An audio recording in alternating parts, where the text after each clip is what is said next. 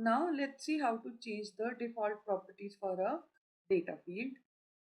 Before I start with telling you how to make changes to the default properties of a data field, what I really want to tell you is all the operations we learned till now, like renaming the data field, giving the alias name, adding a geographical role, or even changing the data type of the column field.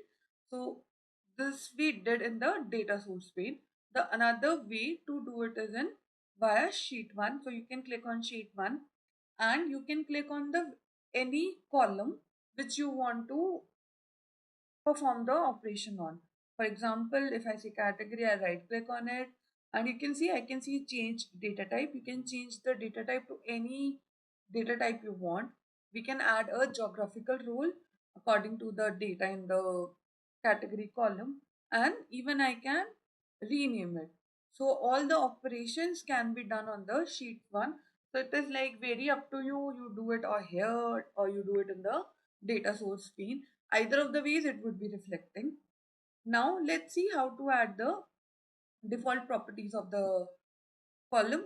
So to make changes to the default properties, first what you need to do is right click on the column, or you can see a small arrow when you hover over it. Click on it and you will see default properties. Now by default Tableau provides four kinds of default properties. The very first is comment, second is color, third is shape, and fourth is sort. So let's see them one by one. I'll start with comment. So comment is something like you can give the comment to highlight what this particular column is doing, and comment would be visible only when you hover over the particular column. So let's add the comment to the category column. Let's say this column gives the category values of the orders table. So, and on the top of it, you have the option to like format it. You can change the type, you can change the like size of it, you can make it bold, you can make it italic, you can underline it, you can change the color as well, and even you can middle align or right align or left align and so on. So this is the way we give the comments, and you can click on OK. Now if I hover over this, you will notice the comment visible. This columns gives the category value of the orders table. This is how we give the comments. Now if I need to go to the second property, that is the color, let's see how to add the color. So by default, each data value of the column is provided with a color. So if you need to change the default color, what you can do is select that and change the color. For example, I needed to change from blue to brown for furniture. I'll select brown and I'll click on apply and I'll click on OK. Let's see if it has been reflected or not. To show that, I have to put category to the columns.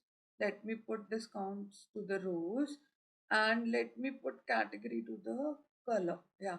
So if you notice, by default furniture is given brown, office supplies is given green, and technology is given red as it was the default.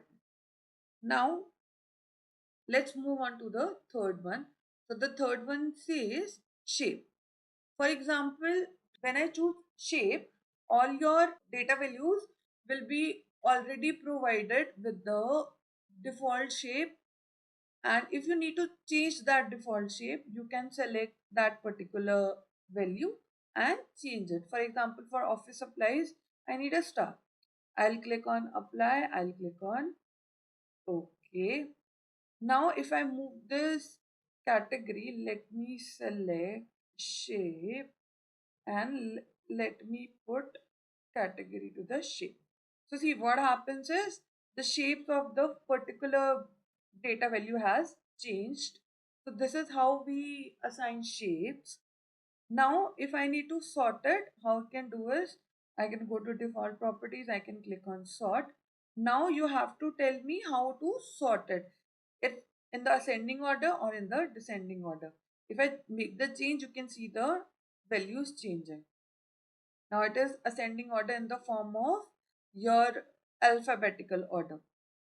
Now, how it also provides an option that you can do it on the data source order or you can do it alphabetically again. If I move it to descending and ascending, it would take that. If I click on manual, it will ask me how do I want to arrange them. For example, I want office supplies should come after the technology. I can click and drag and drop it below here. So this is how we make the change. Even you can make use of these buttons. You need to push it below, push it below. So this is how we change it. And also you can see automatically the graph is changing on the basis of the sort order. So this is the way we assign default properties to the Tableau columns or the column values, and this is applicable throughout all the columns that are available. And the last data field operation is save metadata properties in a .tds file.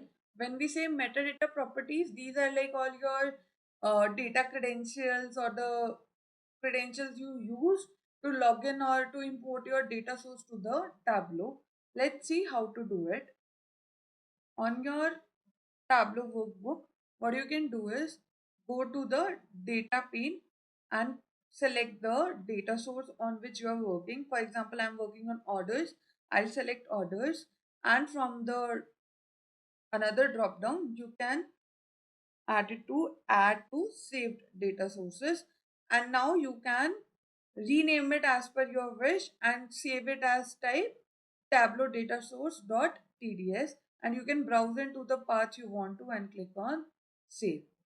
So this is the way we can create the .tds file for the Tableau, storing the metadata properties.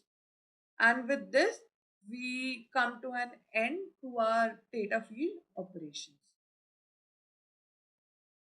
And the last is the module summary of module 2. So in this module, we basically focused on connecting to various data sources and types of data sources like the live connections, the extracting of the data from the imported data source in Tableau. Then we studied how to perform various data modifications like creating joins, various types of joins, relationships, and types of data blends, and how to do union on the various data sources that we imported in Tableau. Also, we studied how to modify or how to manage various data properties of data fields like renaming a data value in the column or adding an alias or changing the data type or setting the default properties and even extracting the .tds file and stuff. And with this, we come to an end of module 2. If you liked the video, please subscribe to the channel and like the video. Thanks for watching. Happy learning.